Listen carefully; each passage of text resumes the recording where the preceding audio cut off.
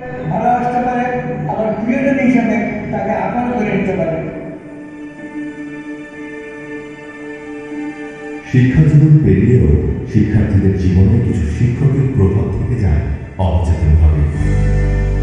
স্যারের মনে সেই কথাটা, ম্যাডামের সেই ভাবনাটা আলোর পথ দেখায় অন্ধকারে।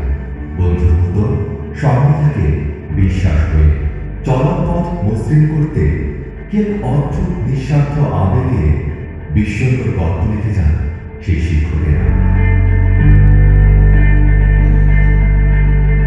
জন্নাতারা বেগমের গল্পটা বাধা পেরোল।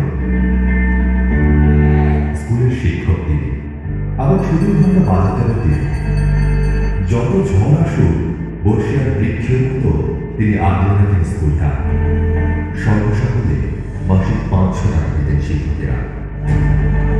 আমাদের সময়ের কথা অনেক কম ছিল, তো যার কারণে গ্রামের মানুষেরা আমাকে বলতো কি শিক্ষকতা করেন, আমাদের গ্রামে হাঁস মুরগি ডিম বিক্রি করলে তো অত টাকা পাওয়া যায়।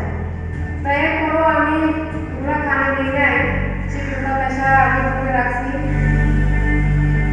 পারিবারিক ও সামাজিক বাধাও ছিল জন্নাতারার পথে, তাতেও দমে যাননি একটু। অল্প কিছু ছাত্রছাত্রীকে সঙ্গে নিয়ে স্রোতের বিপরীতে দাঁড়িয়ে স্কুলটাকে পরিচালনা করতেন একা। তবুও বন্ধ হতে দেননি স্কুলের কার্যক্রম। আমি যখন স্কুলে আসি তখন আমার মনে হয় আমার প্রাণ কেন্দ্রে আসছে আমি। স্কুলের মাটি, আলো, বাতাস, গাছপালা সব কিছুর সাথে আমার মনে হয় মিতালি খুবই বন্ধুত্ব, মনে হয় আমার মাকে পাই। জন্নাতারার অক্লান্ত পরিশ্রমে হার মানে সব প্রতিবন্ধকতা। সেদিনের কমিউনিটি স্কুলটি তাই আজ পরিণত হয়েছে সরকারি প্রাথমিক বিদ্যালয়ে।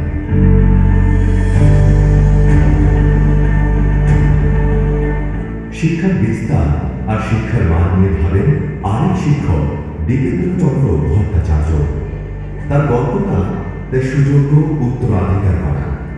তিনি করতে চাইতেন ইতিহাস, ঐতিহ্য আর সংস্কৃতি সম্পর্কে সচেতন একটি প্রজন্ম। শিক্ষক হিসেবে শুধু শিক্ষাদান বা পাঠদানের মধ্যে নিজেকে সীমাবদ্ধ রাখলে হয় না, সমাজের বিভিন্ন ক্ষেত্রে যদি নিজেকে জড়িত রাখা যায় এবং এর মাধ্যমে যদি শিক্ষা কাজটা সম্প্রসারিত করা যায় তাহলে শিক্ষক হিসেবে সার্থক হওয়া যায়। ইতিহাসকে ভালোবাসা এই শিক্ষক এলাকার যে কোনো ঐতিহাসিক তথ্যের জন্য, স্থানীয় মানুষের জন্য যেন জীবন্ত এনসাইক্লোপিডিয়া।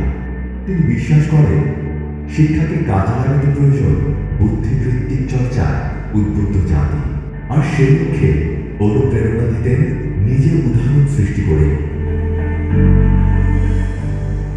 ইতিহাস বলে অতীত থেকে শিক্ষা নিয়ে বর্তমান ও ভবিষ্যৎকে সুন্দর করতে। তাই তো ইতিহাসের পাঠকের শিক্ষক তার জ্ঞানের ধারা বইয়ে দিচ্ছেন তার উত্তরাধিকারদের মাধ্যমে। আজ উপজেলায় অন্তত 10টি মাধ্যমিক বিদ্যালয়ের প্রধান শিক্ষক, 25টি প্রাথমিক বিদ্যালয়ের প্রধান শিক্ষক ও 3টি কলেজের অধ্যক্ষ তাঁর ছাত্র।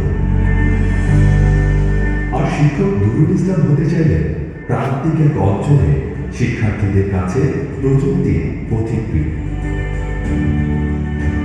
তিনি চান স্মার্ট বাংলাদেশের জন্য স্মার্ট প্রজন্ম তৈরি করতে। আমি যখন আসলে স্কুলে থাকি তখন মনে হয় যে শিক্ষার্থীরা যেন আমারই সন্তান।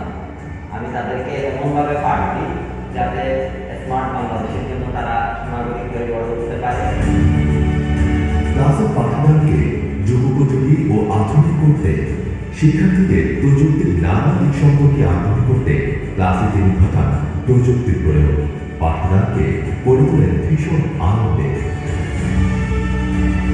উদ্ভাবক এই মানুষকে টেলিভিশনের পর্দায় নিয়ে আসে জনপ্রিয় ম্যাগাজিন অনুষ্ঠান ইত্যাদি থেকে উপহার হিসেবে পাওয়া 3টি কম্পিউটার তিনি দান করে দেন স্কুলের শিক্ষার্থীদের জন্য। কারো যুদ্ধ সামাজিক প্রতিবন্ধকতাকে ছিন্ন করা, কারো প্রয়াস ইতিহাস আর সংস্কৃতির ভিত্তিকে মজবুত করা, আবার কেউ স্বপ্ন দেখে প্রযুক্তির জাদুকরী ছোঁয়ায় বদলে দিতে চারপাশ। আর এইসব মহান মানুষই তো